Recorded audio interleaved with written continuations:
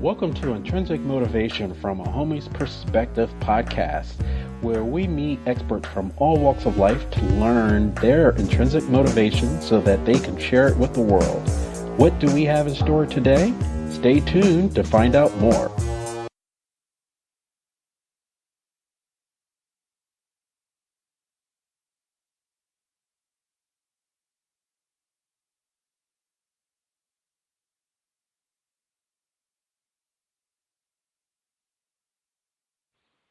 Good morning, good evening, good afternoon, everybody out there in podcast land.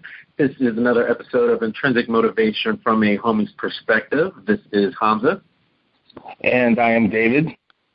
And today, folks, hold on to your hats. We have one of the original founders of the Berkeley Psychic Institute. And for those that know us, that here in Atlanta, a lot of us went through the Horizon Center here in Atlanta, and Joanne, the director, actually got her start at Berkeley Psychic Institute. And so I'm really happy to speak with our guest today because she's been there from the beginning, and she's still there today, which is a rarity in life, actually. So I'd love to hear her story. Without further ado, I'd like to welcome Susan Bostwick to the podcast. Welcome, Susan. Thank you very much. I'm glad to be here. Yes, we're glad to have you.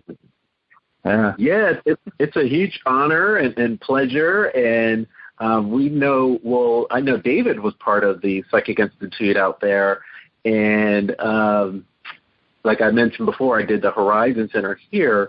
But to speak with you, and actually about a month or so ago, David had introduced me to some of the recordings of Lewis that was out there, and it was a really good refresher for me as I had gone through, my matriculation was 2009, 2010 is when I graduated, so it was really great to kind of hear from the horse's mouth, if you will.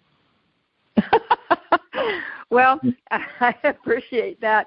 It's been an amazing journey, and as you both know, having gone through some psychic kindergarten training, we actually began in 1973 officially, although before then it was in the process of formation. And when I came to the Berkeley Psychic Institute in May of 2003, it did not have a name. It was that place in Berkeley.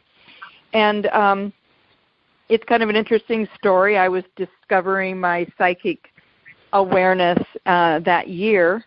And, you know, most of the people who come to the Berkeley Psychic Institute or do some seeking of this kind of training are usually in a growth period, a change in their life. Something big has usually happened that pushed them to an epiphany or an awareness that says, I have to make some changes here somehow.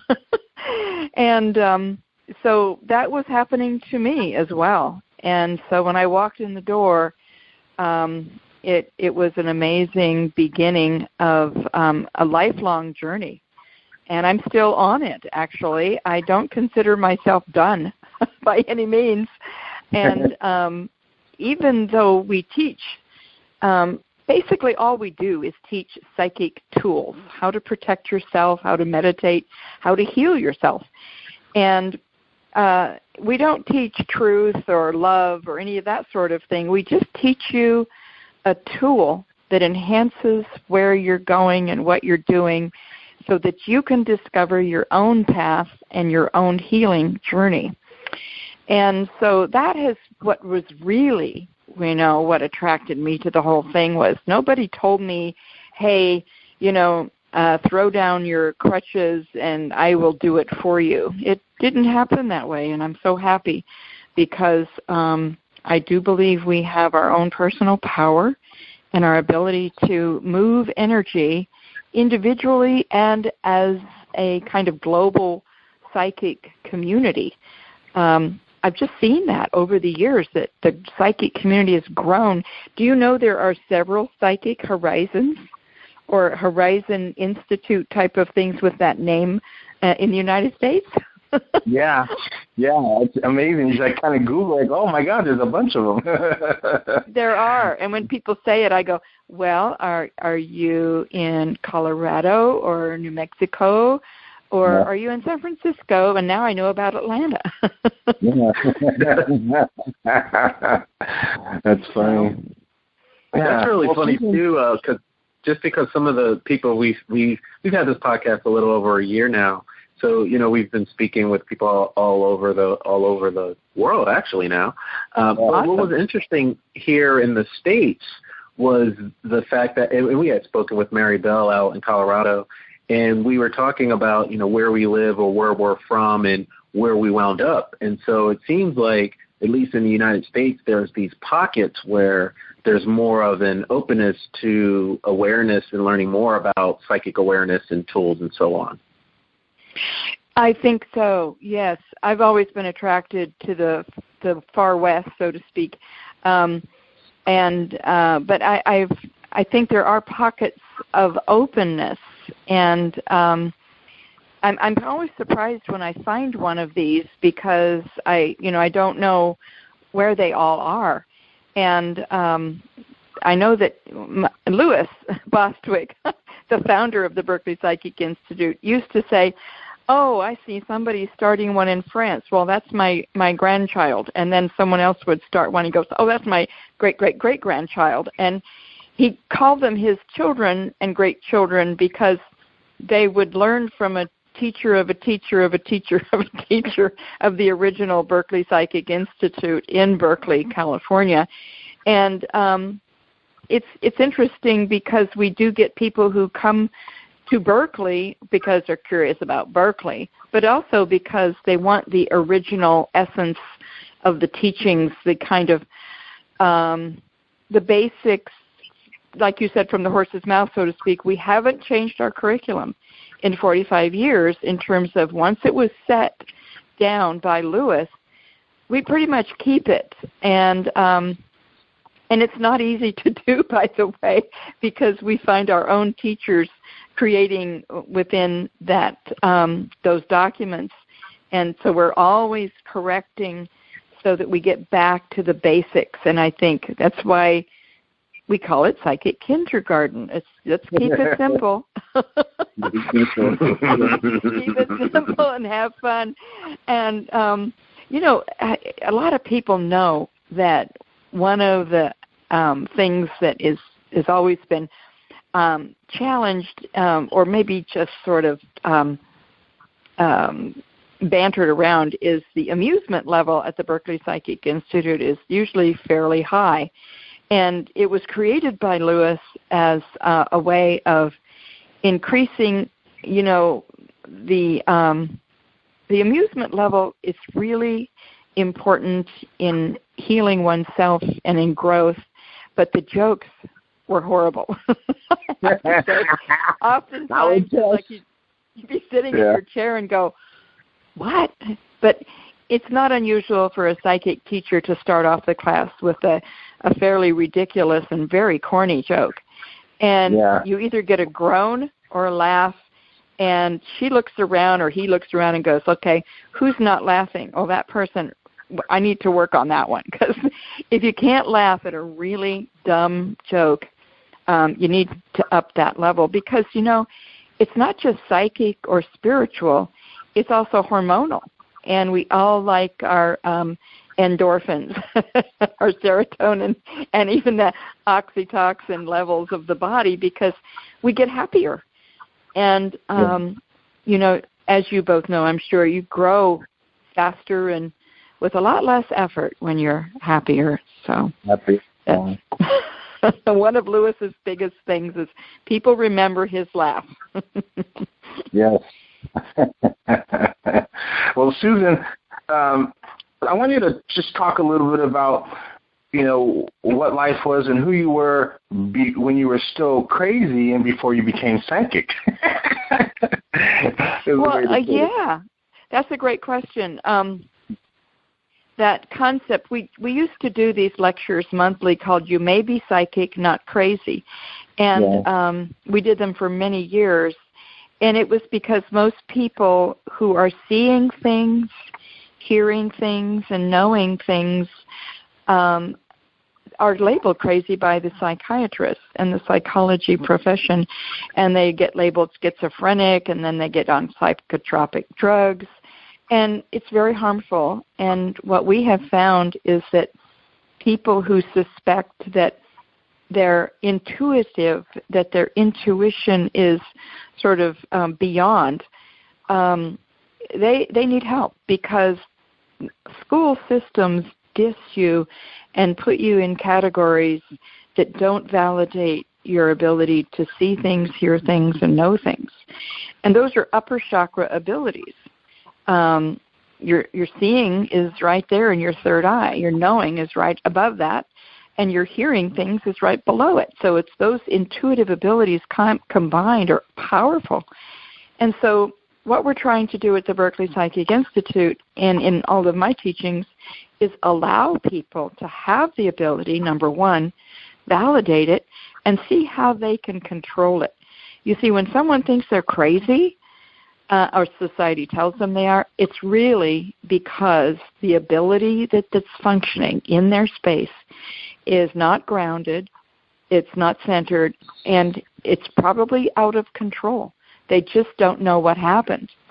And the language of the psychic world has never been set in stone. Really, I think until the Berkeley Psychic Institute came along and started using these words, and aura, energy.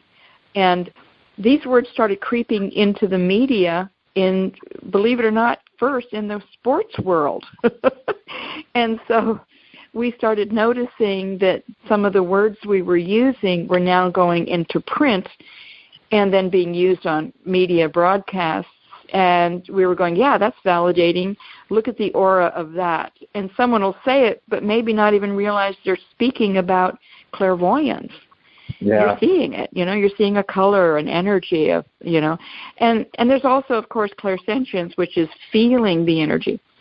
But most of the time when someone is labeled or thinking they're crazy, it's really because that ability is out of control.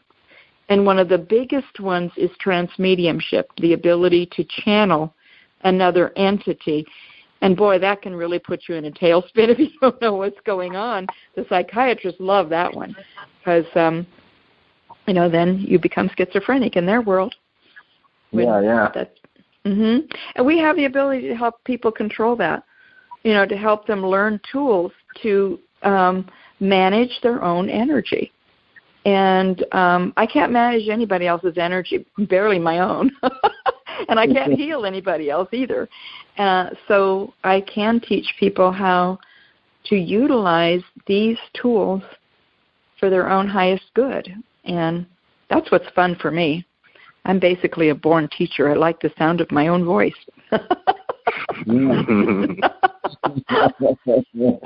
Yeah. So you were a teacher, right? Is that where your background is, a teacher? Yes, I got a credential, an elementary school credential in California, and taught in public and private schools. And then I started my own school called Yin Yang Seminary for Psychic Children. And you mentioned Mary Bell. She was one of our teachers, and she was awesome. And she's really amazing teacher with kids, awesome. And I really love her and what she's done since then, too. But we taught kids in a psychic kindergarten for children for 13 years. And that was a wonderful experience, teaching kids, very limited basic psychic kindergarten tools, because mostly they already have them. You just have to validate them that they have them. Oh, yeah. Yeah. Well, one of my favorite stories, I'll tell it real quick, was one of the kids at Yin Yang with Mary down in San Jose was sick. And he had like chicken pox or something, and they were getting ready to go on a field trip the next day, and Mary told him he had to heal himself up if he wanted to go. And, sure enough, he was like 4 years old. He showed up the next day, and he didn't have a mark on his face, Just like that. He was like, no, I'm going on this trip, and if I have to heal myself up, then that's what I'm going to do. And my jaw just dropped. I couldn't believe, what he looked like one day from the next. Just, he was fine. He didn't have a mark on his face. And it was like, yeah, that's just how capable these kids are. Exactly. And she did something that I really enjoyed. She would tell the kid on that same kind of vein that you're talking about, she'd say, well, take your hand and put it over the owie and pull out that energy. And she'd say, throw it away or give it back to where it came from. And just on that energy level, the kid heard her 100%, and they'd take it and pull it out and throw it away or give it back to where it came from. And they go, okay, all done, all gone, and they'd jump up and run and play.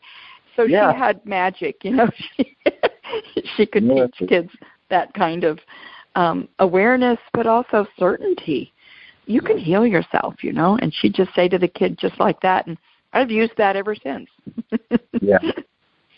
They're so young they didn't realize, there's no programming. This is everything's possible. We could just simply do it, no effort.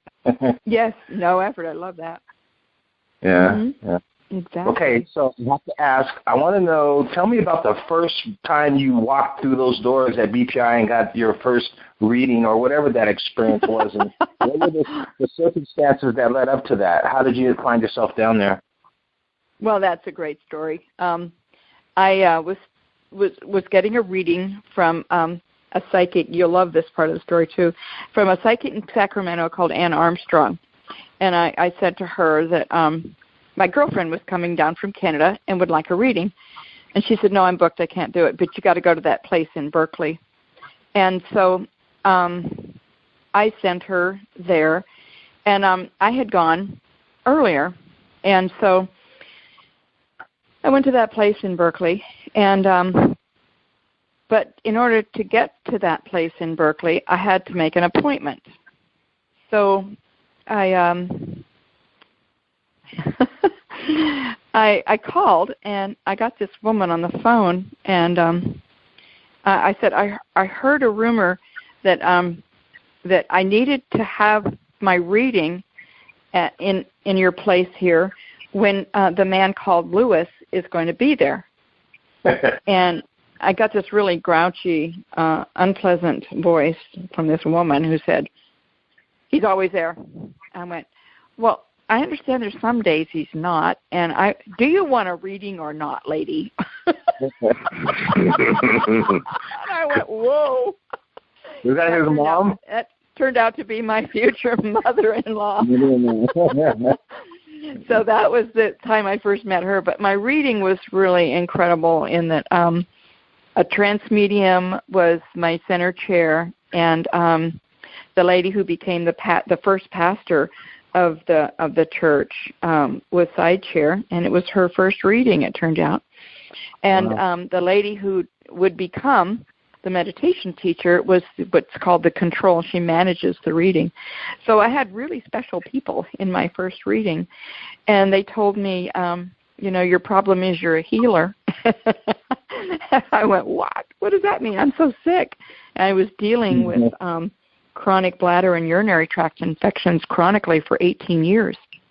And so, they said, oh, well, you need to get in here and learn about how to deal with that. So after a series of healing classes, and the first meditation class that was ever taught by Pam Neal, I took that one, and within, I think it was 6 or 8 weeks, I did all the tools, I did everything religiously, that the problem that I had went away, and it never came back.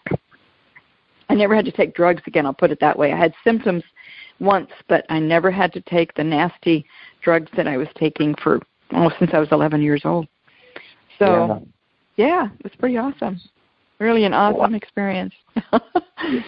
So did you meet Lewis that first time you came in? Is that the first time when you met him, or was it subsequent classes? Nope, he wasn't there. Which was really, what was a blessing about that was that what I learned from that, and it was, of course, in divine order, was that he was teaching teachers. He was dedicated to bringing forth the next level of people who would follow in his footsteps. He was 57 years old, 56 or 57, and he kind of knew that he wasn't going to be around forever, and he wanted this to grow and go on. So what I learned from that, and I didn't know that in the beginning, I went, well, who needs to meet this guy named Lewis? I mean, this was a fabulous reading. Who cares about him?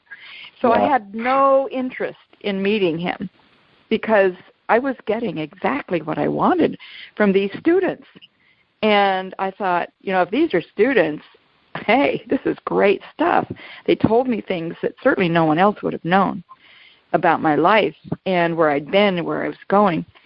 And they knew about my divorce and everything. And it was so cool. I just walked away, never even thought of Lewis. And so not until I took the first meditation class did I run into him in the building. It was a little house on Ward Street in Berkeley, and where his mother lived downstairs. And so it was an amazing experience. It changed my life, of course. Here I am. Yeah. Here you are. Yeah. It's been never a dull moment since. Yeah, really. Yeah. It's been an amazing journey of what I like to teach my students, because it's really about energy, is you lose it and you find it again. And you have to forgive yourself. You have to learn to, okay, so you stumbled and fell on your face or whatever, and you made a big blooper. And, I think forgiveness is underrated because we really need to lighten up on ourselves and, allow that we can fall into a pit, and then we climb out of it. And, the shadow side has its lessons. So we just need to ground, get our center back, run our life force energy. And also, I think creating and destroying is underrated. We really need to get rid of things energetically to move on and create new things successfully. So that rose tool that Lewis taught, everybody who walked in the door, he'd say, "Can you create a rose? Close your eyes." What? And you close your eyes and bingo, right in front of you at the edge of your aura would be a rose. And that was the tool he used to teach you how to go wherever you wanted to go, whatever you wanted to do. Yeah. So it's pretty powerful, isn't it? Yeah. Well, I remember the first, actually I don't remember. My mom reminds me of this, but I must have probably been about 15 or 16, and for some reason she had picked me up somewhere, and she says I had to make a quick stop, and that quick stop was a fair, a psychic fair. And she said, "We'll just be a few minutes." So I was walking with her, and she always tells me the story. And I guess we were walking by where Lewis was. He was sitting, and as we walked by, he said to me, "Do you want to learn how to?" The prophetic statement, "Do you want to learn how to get your mother out of your space?" And at that time, I had no idea what he was talking about. I mean, obviously, it makes a lot of sense now. And my mom just kind of laughed as he said that. But she's like, "You don't remember that?" And I'm like, "No, I can remember being there, but I don't remember that." She's like, "Yeah, we walked by, and he said, you want to learn how to get your mother out of your space." Yeah. Yeah. He was big on that with men. He really seemed to hit a chord because, I was working in spiritual midwifery for a while, and I do a little bit now, but I did it for maybe 15 years, and teaching medical people how to talk to spirit and helping the spirit of the child come in to the body. And he was aware that mothers do really well with their daughters.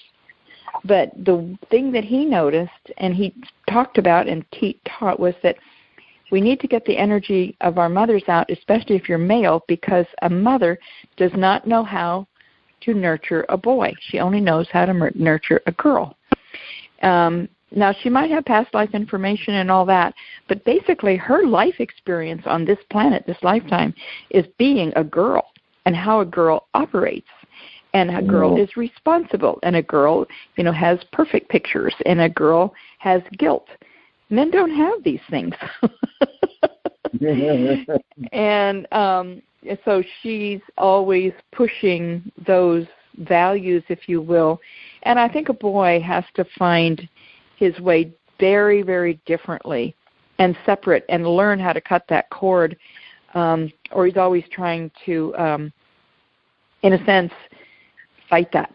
And he knew that. He really did well in teaching men, I think, he created the Men's Fellowship at the Berkeley Psychic Institute, which is still going today. Yeah. Yeah.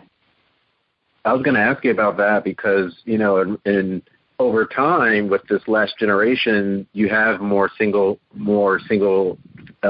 family homes. And so I was just wondering about the male involvement with the Berkeley Psychic Institute today, if they grew up around their mother and that's all they knew. Yeah, I think the men are learning to, from my viewpoint, to get rid of that energy.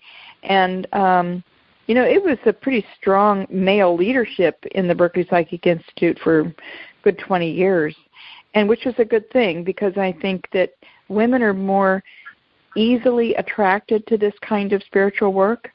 And, if you examine any traditional religions and churches in the United States, you'll find that a large majority of them are women. Women seem to just gravitate. And men stand back and wait for the female to say, come on over here, get in here and do this. And, okay. And I think it's just the difference between men and women, and also that energy of, well, why would I want to go in there? Unless they're looking for a mate, which is, what a lot of men did in the Berkeley Psychic Institute. I could name several couples that have created their relationships there. Yeah. There were some wonderful women there, that's for sure. And so I think that that fellowship concept I think it's very important for men, and to be able to get their answers from another male that's not their father. And that's true for women too, but I think it's especially true for men, is that there's a lot of father-son stuff that needs to be worked out, as well as get rid of your mother. Get her out of your space. One thing I remember that always got hammered into my head was to turn that second chakra down. So it was, yes, definitely. It's definitely, it's like the Berkeley Psychic Institute's always been a great place to go cruising.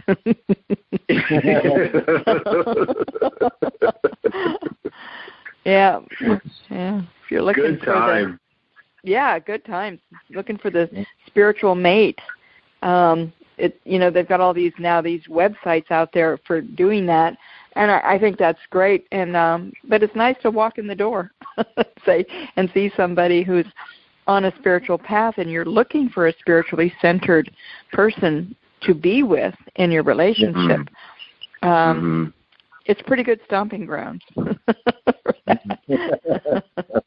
Absolutely, I concur. And I know here in Atlanta we were talking about pockets around the country, and what I noticed here was, and Joanne kind of told us that at Berkeley Psychic Institute you guys did the same thing, but when you graduate, you guys get booted, or we got booted, and you're so used to being around such cool energy, both, masculine and feminine, that you want more of that since it's not there once you leave those four walls, or not as much.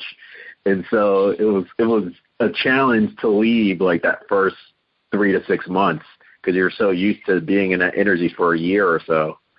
Exactly. It's funny you say booted, because Lewis used to have kind of make a scene about it. It's like, I need to get you angry so you'll leave.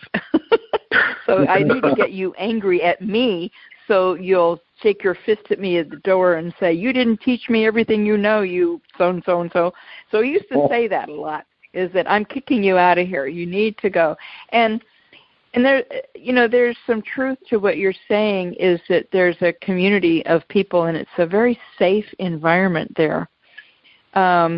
We practice our tools, which means sometimes we practice them on each other. Like, oh, what's a whack? Hey, I think that just happened to me. So competition, jealousy, those kinds of things occur within the Psychic Institute, because it's no different than going to the grocery store or into your social club outside of the Institute. Those energies are what we are experiencing every day anyway.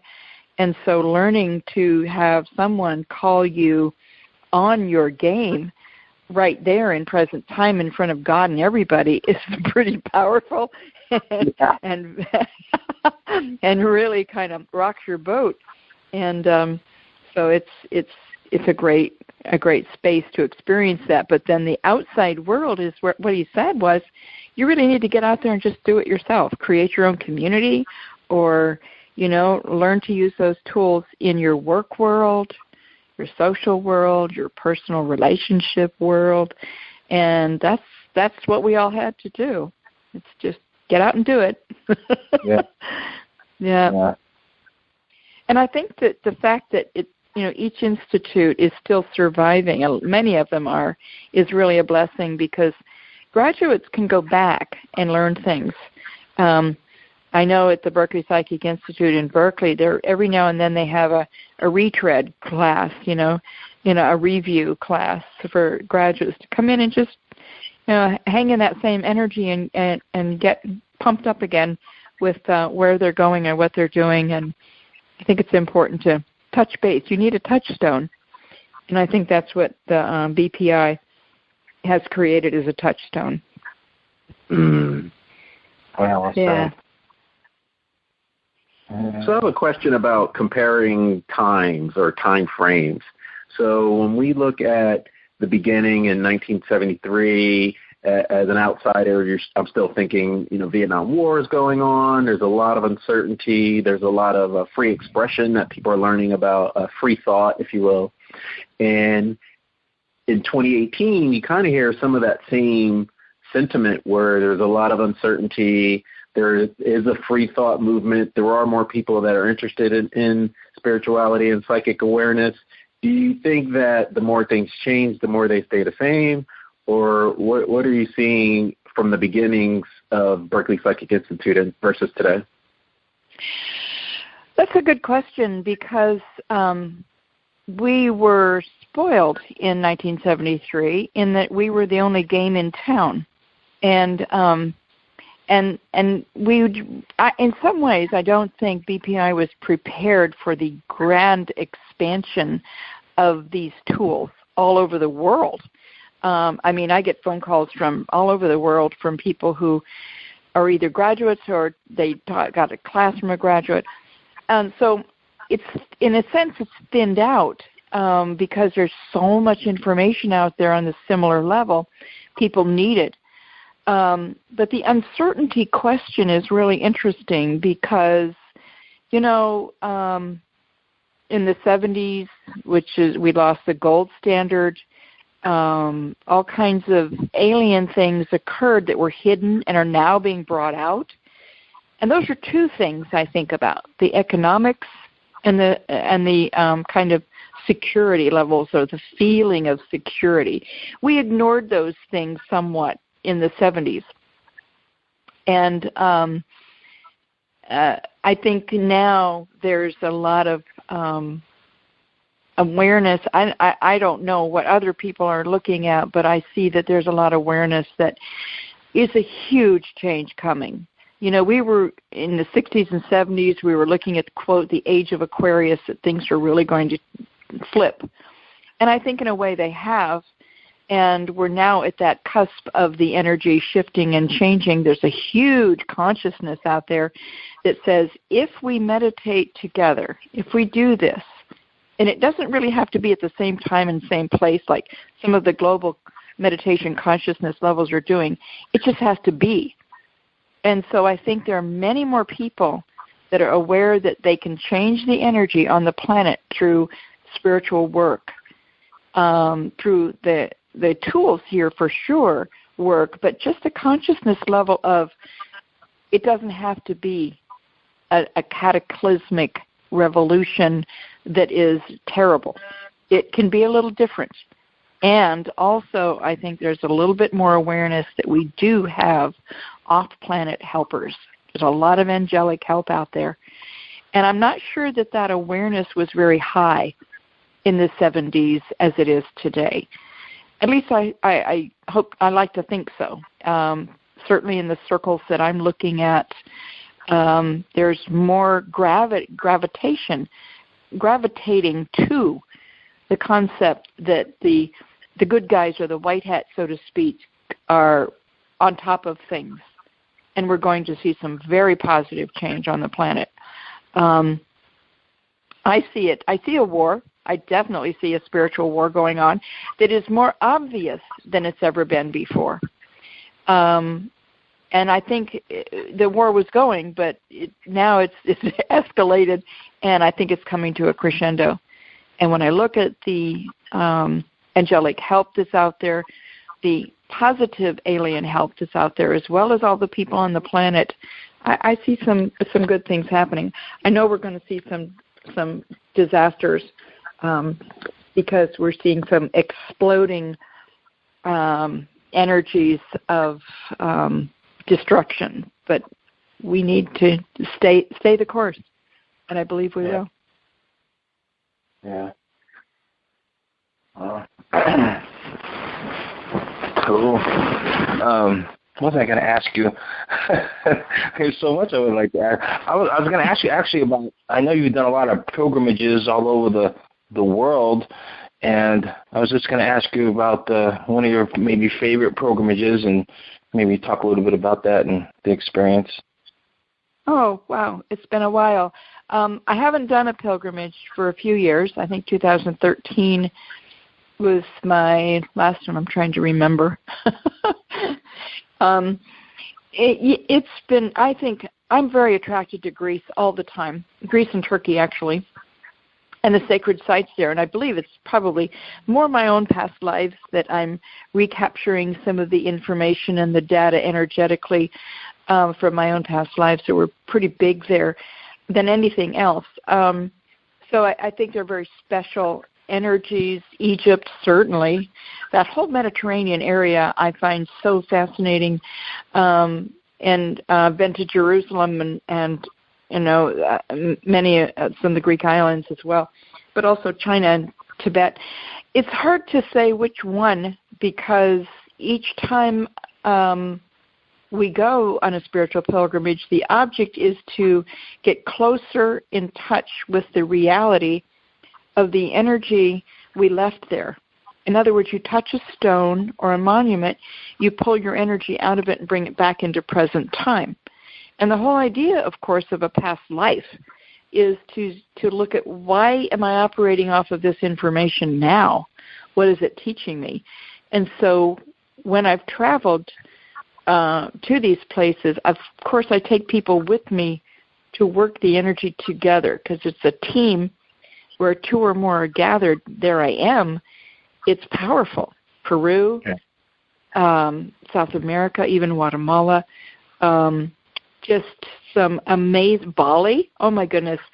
I think I would love to go back to Bali if I was to choose, because of the air of spirituality in every person I met. It was so present in the land, in the people. Plus, it's nice and warm.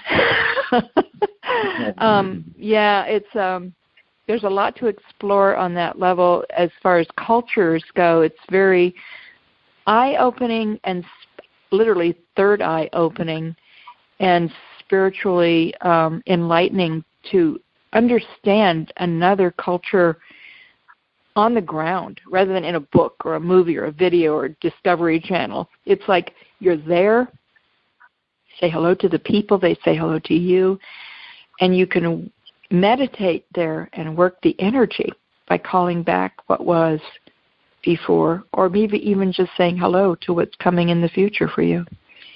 I love travel. I'm a Sagittarius. I would pick up. I have my bags packed all the time. I've always got a bag packed. Well, with this Sagittarius, all right. Yeah. Yeah. I was thinking. Go ahead. I was just going to say, I can't think of a place I wouldn't go back to, particularly. I like them all. Like them all? All right. You said that you felt resonance in each place, like where you're able to pinpoint the. I guess, I mean, this is a third dimension linear question, but were you able to pinpoint the time that you had incarnated in each place you visited? Well, yeah, I had the freedom and the opportunity to choose the places I was going with a pilgrimage.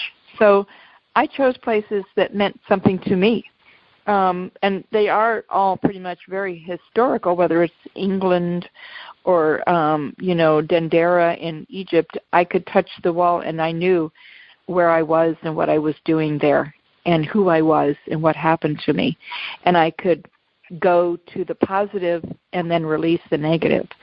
So I could stand in front of a temple, and I was a healer in Dendera, and I actually used instruments to do cesarean sections.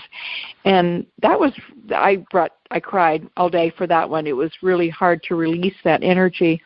It was a very powerful feeling of knowing that I knew about birth intuitively with other women and myself.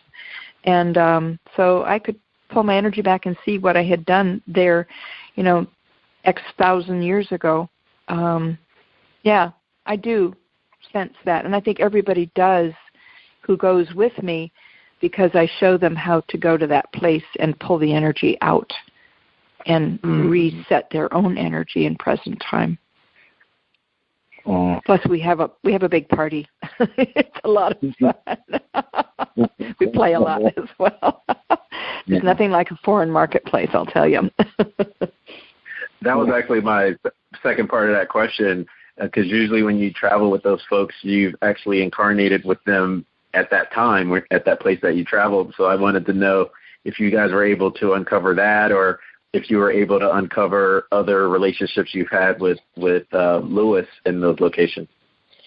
Oh, yeah, exactly. And most of us knew that we were traveling together because we had been there together before. Yeah. And that was almost a given when people signed up for these pilgrimages. They were aware that the person signing up with them was somebody they had traveled with or been with in that country. And if they didn't know it before they left, by the time they came back, they did, because we did a lot of past life readings. Were you here? Were you here with me? What did you do? What happened? And so we would do these clairvoyant readings on each other, and then, of course, healings to release the energy. Every pilgrimage had a workshop, part of the agenda, in which we met regularly to work the energy. We didn't just get up in the morning and go out on tour.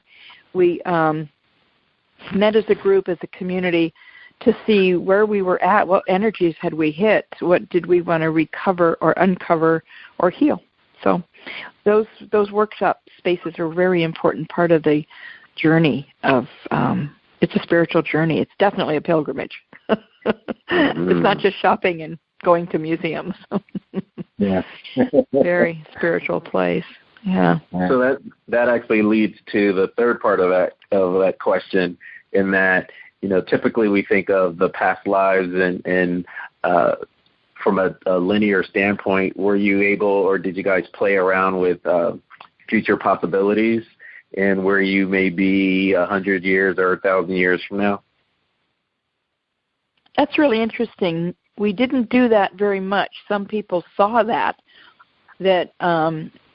they would be returning there for some reason. But it brings me to the thought that I keep returning to certain countries. And I knew that when I first went to Greece, and I've probably been there, 6 times at least. I can't even remember to count. And that was because I also felt my healing energy to heal others in the past, that were in the past, that needed to bring Greece into the future. And I didn't really understand that in the beginning until I thought, why am I going back to Greece? But I'm just drawn in so many ways. And it's the whole Mediterranean area, actually. So I know that I'm a healer, and that energetically I help to boost up the energy on a more higher level of awareness. Because some countries are stuck in survival, emotions, and power games. And not that our country isn't. But And that was just a side note there, but I do notice that when I go to certain places that I can recapture some of the power I had in a past life and bring it into present time, and then I go back again. I'm going, wow, I'm doing this into the future as well. I don't know that I can answer that question, that I see myself 1,000 years from now in those areas, because, frankly, my journey is to go off the planet. So I don't see myself there at the moment, but maybe in 1,000 years, possible. It's interesting that you say that, because in my experience, I hear that a lot in the last maybe 5+ years. This is my last incarnation. I'm never coming back. I'm never coming back. And I'm just wondering if we actually have that conversation each time we incarnate. Like, did I sign up for this? I'm never coming back to this. I'm here again. Well, that's a great question. I never considered it, and when I first heard of the concept, it brought, consternation a bit, and I went, what? This planet needs so much help. And I went, wait a minute. When I get off the planet, I have different agendas and abilities, and maybe even I'll create a different kind of body, which is what I see happening, is that we do have very capable bodies here on planet Earth, and I believe we have some of the most capable bodies on all universes and planets, and it's why we have conflict spiritually here, is because there are beings that want this planet and they want our bodies. I hope I'm not getting too far out for you here, but these beings are really wanting to capture the DNA that we have and to integrate it with what they have.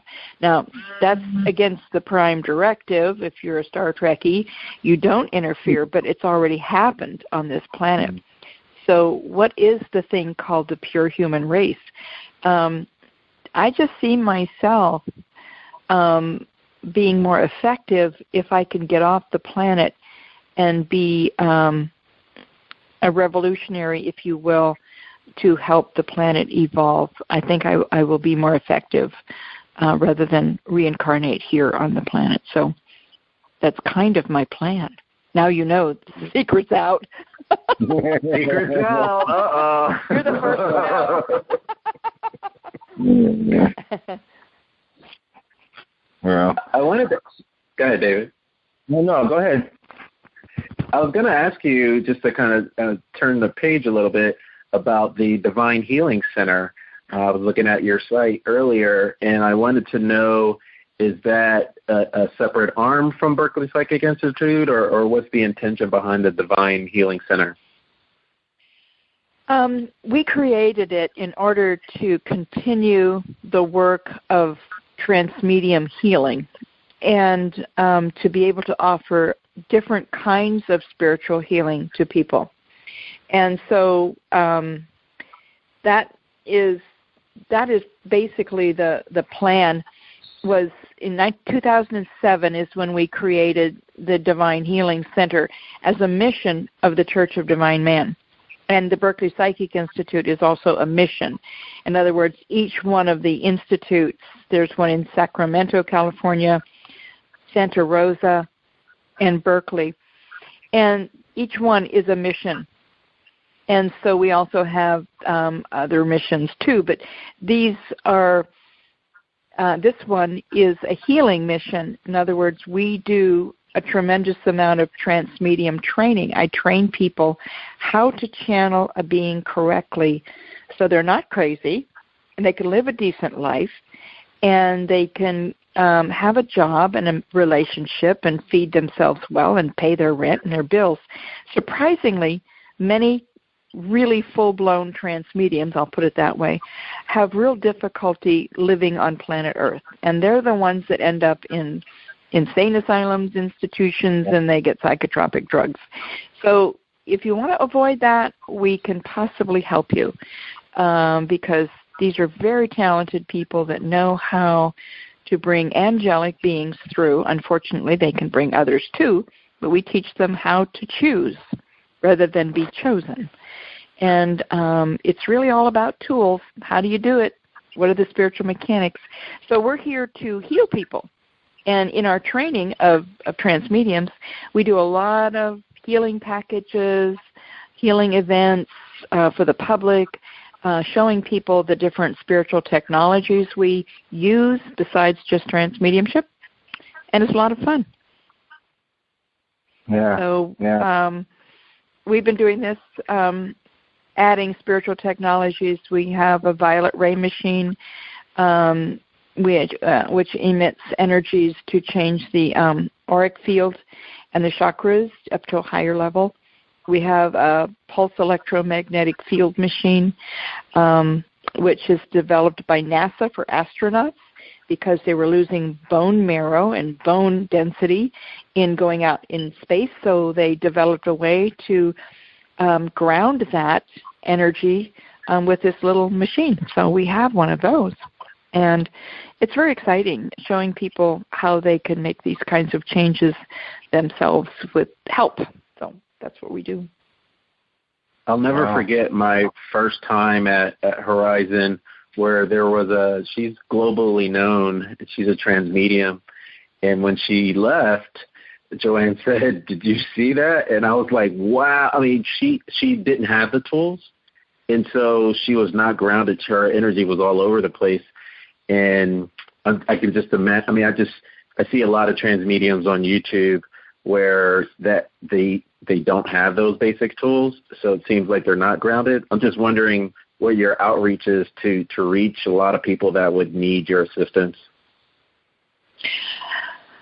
The question is the outreach that would need my assistance? Well, we have it advertised that if people want to learn how to do this, we have a program called our Trance Medium Training Program. It's probably the toughest program on the planet because it's 3 years long. And most people go, oh, I could go down the street and get this for 6 months or 2 months. But mostly what happens is the person you're talking about probably didn't have the opportunity to have someone guide them on this level of stay grounded. And you really do need to how to clean up you need how to set your energy as well as channel and then clean up your space afterwards. So people it's like people aren't affected, have to go clean themselves up, so to speak, after you leave. It's really a space of where you really need to have a grounded control level of management of your energy. And unfortunately, so many of the people like what you're talking about are incredibly capable, incredibly beautiful healings and healing work they do. But what the people don't realize is the being they channel destroys them if they don't handle it correctly. I've seen so many damaged people by the channeling. And people, they're such a good channeler, they're going to be a great reading, a great healing. But the body that being is coming through is trashed. And that's what I like about our work and what Lewis taught us was you got to live a good life. Before, and one of the reasons I created the Divine Healing Center is because when I first got together with Lewis, he was training these wild and woolly, crazy trance mediums that were totally trashed. And he was doing his best to help these women, mostly women. There was a couple of men. But they weren't in a training situation with him. Every time he worked with them, it was on an emergency crisis level of, Lewis, help me, help me, help me. And he'd do everything he could to help them. And finally he said, I'm not doing it anymore. He said they need to come in and take the basic training, and then I can work with them. And I learned from him that if our people don't learn the basic psychic kindergarten tools, they won't live a good life. And I frankly couldn't live with myself in training people to channel who are natural, born, programmed trance mediums if they didn't learn the basic tools, because I know what would happen. The beings would eat them up and spit them out again. And they just don't realize how damaging it can be to the circulatory system, the heart, the liver, all the organs of the body. You know, I won't mention names, but I watched a woman birth a child with a hole in her heart. And she was a really great trance medium. And, you know, it was really hard because she did need more help in running her energy and controlling it so that she didn't have a baby with a hole in the heart. But that's what the being did. Yeah. I mean, it was tough. It was very tough. So I'd like to say that our trance medium program is really tough because I don't let you in unless you're going to stay for 3 years. And in order for you to get into my program, you have to take the basic BPI type of classes to get your grounding and your centeredness, your running energy, and how to manage your energy. You have to have a good, strong crown chakra. Yeah. Yep. It's a tough game, but yeah, that's what I play. Well, I think it was also just a word of caution because, you know, not too long ago you had mentioned that you have entities that really want to walk in. So they want to come into our space, and if you don't have that certainty or you don't have those basic tools, it's kind of like a smorgasbord where people are getting access, you know, after 2012. There are more trans mediumship type abilities that are available now. And there are beacons like, hey, come on in. Yeah, it's true. It's very true. And I find, you know, there are very few people that really want to do this kind of work because it's tough. You have to be dedicated to your own health and wellness. And that's really what we're interested in at the Divine Healing Center is stay healthy and well and do the work you need to do, but stay healthy. You know. Yeah, well, so, I can say in my, at least in my experience over the past 30 years with it all, the two biggest takeaways for me is probably having my amusement and having my seniority. Yes. Have your seniority. Do not give your seniority up to spirit. And that's always been a very important thing for me. Yeah. Well, congratulations. I'm delighted to be talking to you about this. It's been fun. Yeah, sure. One last question. I was just wondering, I listen to a lot of Abraham stuff, and so Esther was talking about when Jerry had transitioned, and, you know, she's constantly in touch with Abraham and the different energies that come through, and she found herself trying to separate the energies so she could identify Jerry, which was kind of amusing in itself. And I was just wondering if you had similar scenarios where you were channeling or so forth with different entities and have Lewis come through. That's a good question. He shows up every now and then, yes, and but rarely does he come in while we're channeling. He doesn't come through as a being that wants to be channeled. He is usually standoffish and either shakes his finger or laughs. But it's kind of like he inserts something into the conversation, so to speak. But I haven't seen him really want to be channeled. In other words, I'll tell you a little story before we go, is that about 2 years ago, I walked into the sanctuary of the church in Santa Rosa, and this is where we have our Divine Healing Center as well, and we have pews, and the pews have this sort of velour, like a velvet type of covering on them. And the front pew was the exact image of Lewis. And so we looked at this and went, what's he doing here? We thought, well, this is just a flash in the pan, and it stayed for over a year. And it appeared in other pews as well, but the image was never quite as perfect. Now, what's interesting about this image of Lewis, we took pictures of it, of course, is that the church, we have rented our church once a week to another group that has about 200 people. So you've got a lot of bodies scooting around on those pews. So the velour is being moved a lot, and it never changes. In other words, you know how you can move it like velvet and it changes a bit. It never changed. In all the images of Lewis, especially the front pew was the one where he appeared and he stayed there. And so, of course, we saw what the message was in terms of his support of our work and what we're doing there in Santa Rosa, California. But that was probably the biggest physical message that he's brought for quite a while, was he just appeared right on the pew and stayed there for about a year. Nice. Yeah, he's pretty clever. He comes in and goes out. Yeah. Troublemaker. Yes, he enjoys being a troublemaker. Yeah. Any other questions, David?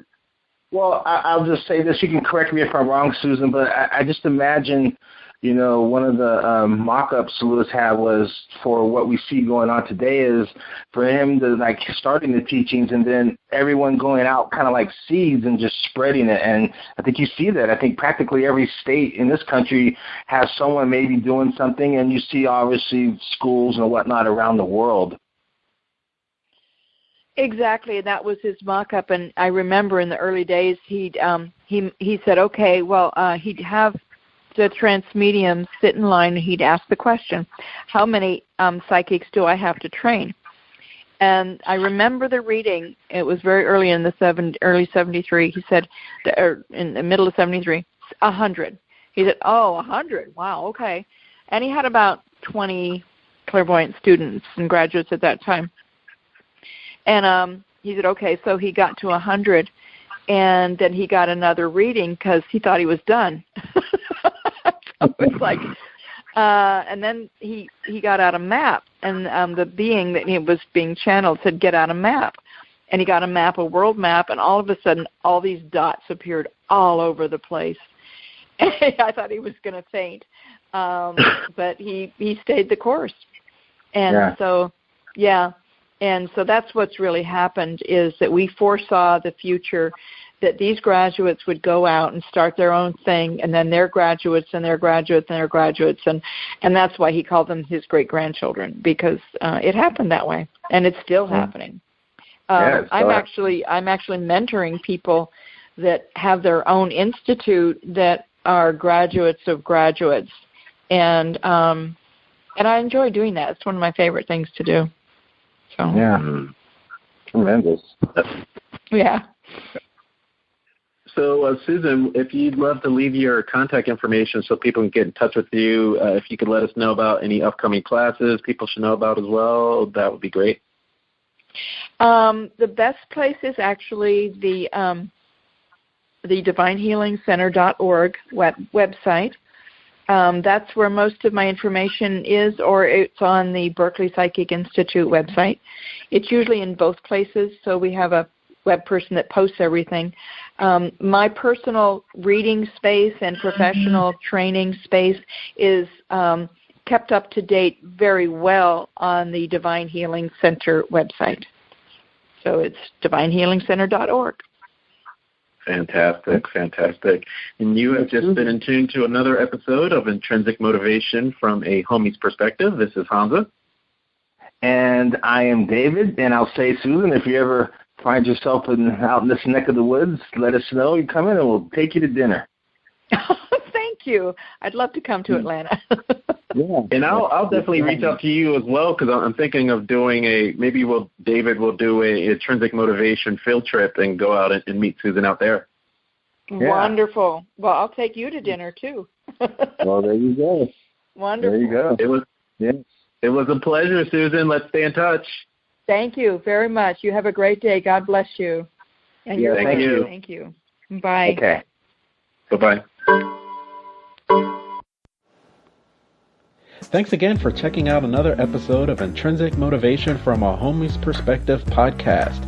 Please check us out on our website at intrinsicmotivation.life, where you can click on the Speak Pipe button and leave any suggestions for future podcasts that you'd like us to cover.